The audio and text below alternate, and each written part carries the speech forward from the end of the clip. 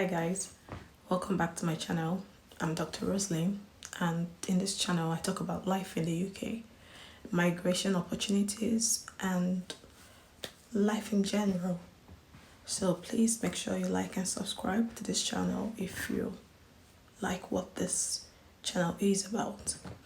In this particular video, I'm going to be talking about how to get settled faster in the UK when you arrive for the first time. Now, taking you through the arrival process, if you're coming in as a family or an individual, you all get through the airport, yeah? But then when you get into the airport, you have to find your way to the border entry control, where the immigration officers there will check your documents to make sure they are genuine. They verify your documents and they ask you some certain questions based on the discretion of the particular officer attending to you. If there are no problems and you're done with the border control officers, you will then be granted entry into UK with a stamp on your passport. When that process is done, you will now head out to the baggage claims area and claim your luggage. From there on, you will head out to the arrival section of the airport where people are being received. On your own case, you could be received by your family, your friends, or your school, depending on the arrangement you made before coming. In my own case, I was received by the school because I came in here for a master's degree program. My school had this international students arrival service. But then if you have no one to receive you at the airport, it's still not a problem because you can plan ahead. You actually have to get a UK SIM card at the airport, and if you have about £5 to £10 cash on you, you can get a line for less than £2 and then activate it with about £5 when you buy and load units on it. With this unit, you will be able to access some taxi apps like Bolt, Uber, depending on the location and the area where you arrive in, but Uber and Bolt are general. With this, you can book a cab to your destination and pay cash. I wouldn't advise you paying or looking for an airport taxi because it is usually more expensive than this taxi cabs app. Depending on your reason for coming into the UK, whether it's school, work, you will either be dropped off at your hotel, Airbnb, school accommodation, or a rented house if you were successful enough to rent one before you came into the country. The next thing I'll be talking about is the accommodation options that you have when you first arrive into the UK, and this also depends on the type of visa you're coming in with. If you're coming in with a student visa and you have a student accommodation and school, then that's where you will be staying. Some schools have couple and family accommodation, so if you have children, you might be looking out for schools with family accommodations. Or if you don't have access to any of these accommodations and you have friends, you can actually squat with them or look for shared housing for single and families. There are also private renting possible for families or couples, but then it's usually tough not to crack.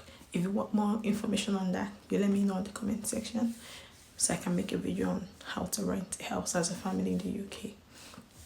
Now, it's very, very important that you get a UK address as soon as possible, especially if you're a family with kids, so that you can have a postal address for your mails, so that you can have an address for health checks, because when you come in here with kids, especially kids within the age of 3 to 6, there are usually health visitors that want to know how your kids are doing.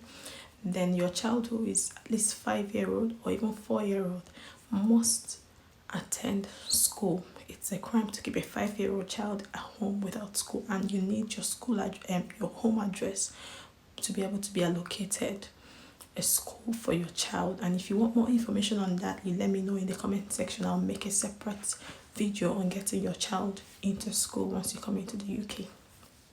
The third thing you would actually need to get settled faster is your BRB card. Now, what is the BRB card and why do you need it? Now, a BRB card is the short form for your biometric residence permit, which is a card that holds your biographic details, that is your name, your date, and your place of birth, your biometric information like your fingerprints and digital facial image, and it shows your immigration status and conditions and entitlements attached, so that while you're in the UK, you know what and what not to do. This BRP card is mostly issued to foreign nationals who come into the UK. Before you come into the UK, you would already have a sticker or a vignette that is valid for 30 days in your passport, allowing enough time to travel to the UK. You only have about 10 days to collect your BRP card from a post office branch as specified in your decision letter. This BRP card is quite important because during job recruitment, identity checks are done to verify that an identity is genuine and that it belongs to the individual presenting it. If you're already in the UK, your BRP card can be used to verify your identity and complete this very important check for your employer. You will use your BRP card to share your right to work online with your employer, because when you go onto the website of gov.uk, share your right to work, a code is generated online, and it's this code that you have to send to your employers to prove your immigration status, which states that you're legally able and allowed to work in the UK. This BRP card is also quite important if you're looking to rent in the UK, because before renting, you will need to verify your right to rent with your landlord, and this is also done on the gov.uk site right to rent check. When your landlord verifies that you have the right to rent, then other processes can apply.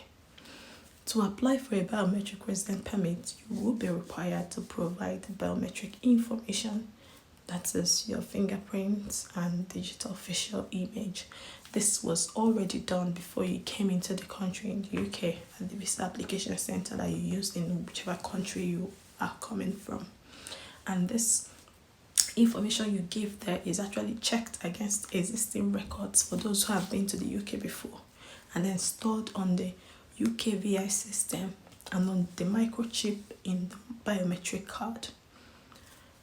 Every individual that applied successfully will get a BRP, no matter the age. So always make sure your kids' BRPs are collected if you're traveling with them. Of course, when you come into a new country, you would need to have some form of finance and financial security and all that, but for that you need to have a bank account, and your BRP card also plays an important role in that because you will need it to actually open an account in the UK. Now, how do you get yours? It's all determined by the information you put in your visa application. It can be posted to your school if you're a student and use your school address. It can be posted to your probably privately rented home address if you have one. It can be posted to a post office near to where you're settling, near to your school, or near to where you actually are currently. It can also be sent to any postal address at all that you know in the UK. Now, what happens when yours is delayed or has errors? Well, it's usually written on your BRP letter what you need to do concerning any error on your BRP card, such as incorrect name, date of birth, or even your visa conditions.